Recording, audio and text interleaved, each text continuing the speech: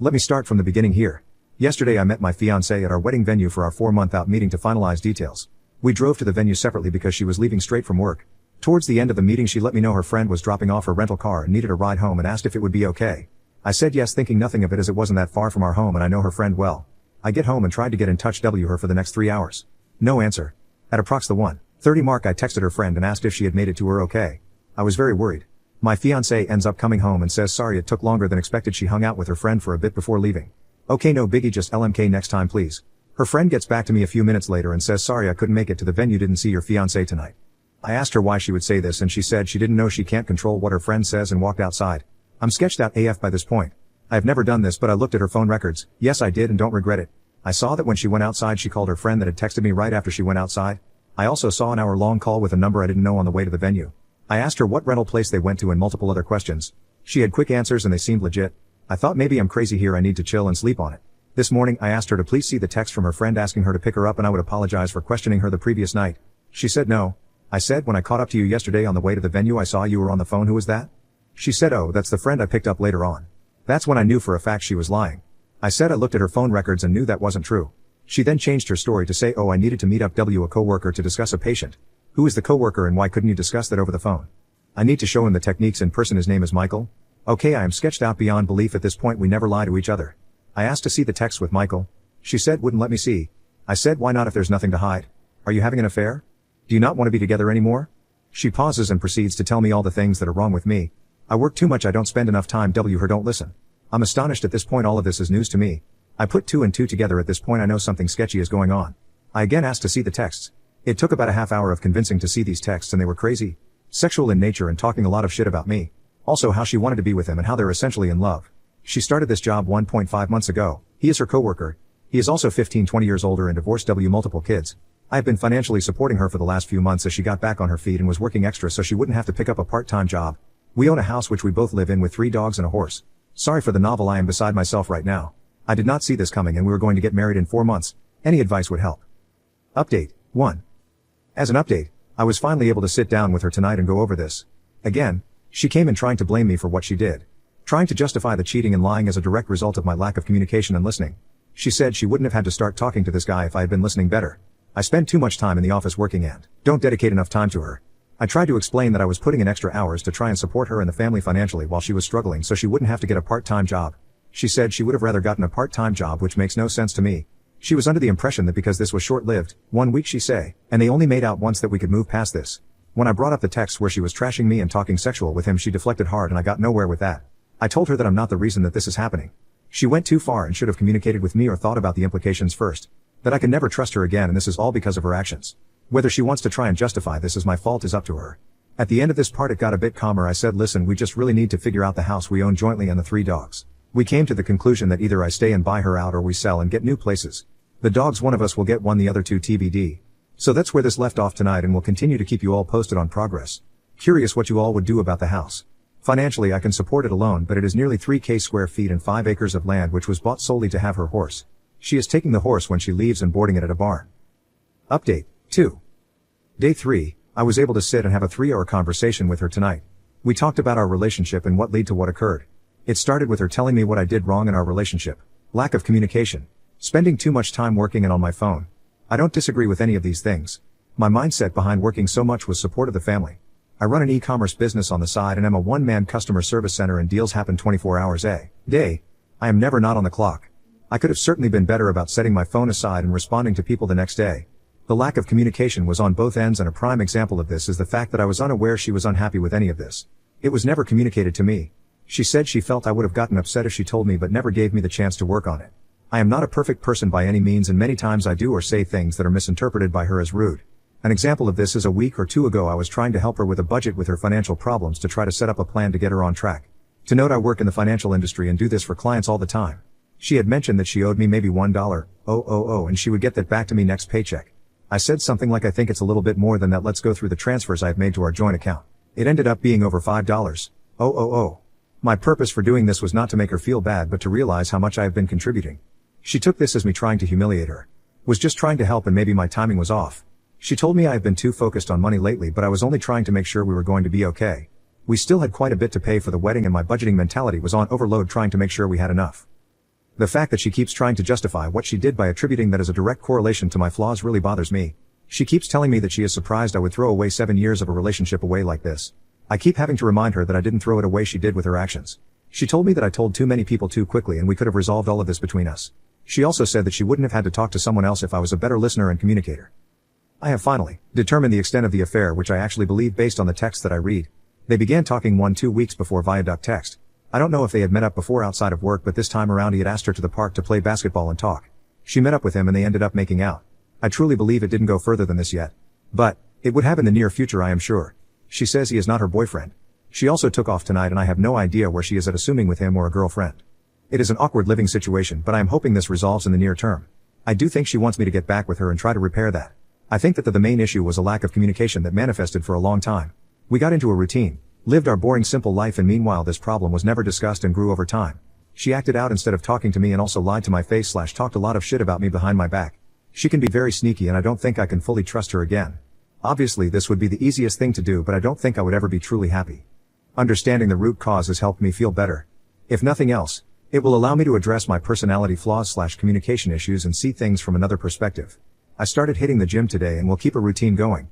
I also plan on picking back up on studying for my CFP designation. I took the week off of work to focus on my mental health.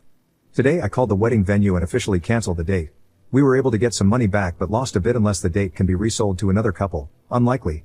I also spoke with her parents again to keep them apprised. They live far away and I am sure are worried sick.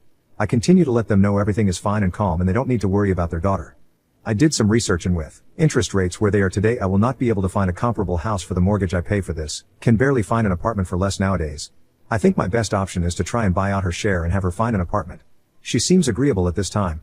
We will have an appraiser out to assess value and see what half of the equity would be and if that is doable for me.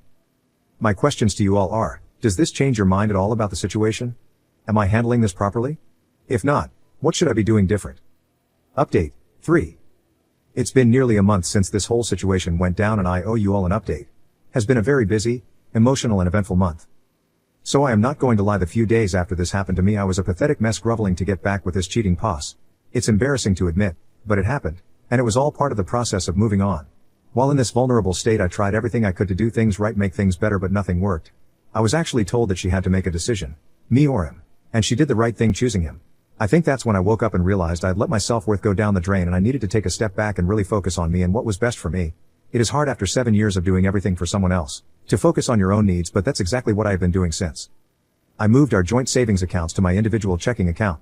I did the math of what was owed to me and transferred half of the balance back to the joint account for her to take. I've been working out every day since this happened. It makes me feel good to not only improve how I look, but helps me continue to think clearly. I've gone suit shopping, for a massage, out with friends and family. Not only was this relationship isolating of my friends and family, which should have been a huge red flag, but I never did anything for myself. Buying clothes is just not something I would do. I was always worried about providing for my sig other and animals. I've been seeing a therapist, for the first time in my life, on a weekly basis. It helps me talk things out in my decision making. It is something I will probably continue to do after this situation resolves, just to continue to improve myself. Now for the bigger items. I am still living in the house with the ex. She is sleeping in the guest bedroom and we are at a point where the only communication is, did you feed the dogs? I think she is a terrible person and no matter what I say, in her mind, this is my fault. To accuse someone of being a bad communicator and then using that as an excuse to then not communicate her feelings to me and cheat is her being a hypocrite and an easy out in her delusional mind. I stopped bothering trying to reason with her because she is unreasonable. I have been keeping the ball rolling with listing the house for sale. I contacted an agent, had them come, and was happy with the proposed sale price. She then requests that I contact 2 other agents and get their opinions, one of which was recommended by her friend. Yes, I made all the calls, set up all the appointments and met with these people. This is how the relationship always was, and even though it's not fair, I've been willing to do it all to get the hell out of here. After meeting with all 3, we ended up going with the first agent. Pictures were taken on Sunday and the house was listed for sale Sunday night. Open house next Saturday. Already getting a lot of attention on the re-sites. She will be taking the horse to a barn somewhere TBD. I had a conversation about the dogs and offered to take one or none. She said she would take all 3 of them to keep them together. They are a happy bunch and I don't want to fight over taking one if that will break them up. It also selfishly allows me to pursue a clean start. Unexpectedly, I met someone about a week ago that I've been spending quite a bit of time with. I have no false expectations here, but am enjoying hanging out with her. She's been through a similar situation in the past and has been helping me through this. It's really eye-opening speaking with a kind, thoughtful and independent woman. It makes me realize what a narcissist my ex was. Completely self-centered, dependent and manipulative. I should have listened to the warnings from family and friends long ago. I definitely fell into the trap of being in a simple routine. I wasn't enjoying life. It was just an easy situation to be in. Nice house. Lots of land. Great animals, didn't want to rock the boat. So I just continued on. You don't really realize this until you take a step back and truly reflect. Some might say it was wasted time, but I am really using this as a learning experience. I will not ignore red flags in the future. I will not fall into the simplicity trap. I will continue to maintain relationships with friends and family. I just want to end this with a huge shout out to everyone on here that commented on my original post. I posted on Reddit because I had no idea what to do. Those of you that took the time to try and help a complete stranger on Reddit are amazing. I read every single comment and they all helped me get to where I am now. I am looking forward to the next chapter in my life, wherever it takes me. Thank you all, truly. Update 4. Hello all, it's been quite some time since I have posted an update on this situation. It's wild to think that all of this happened more than 4 months ago now.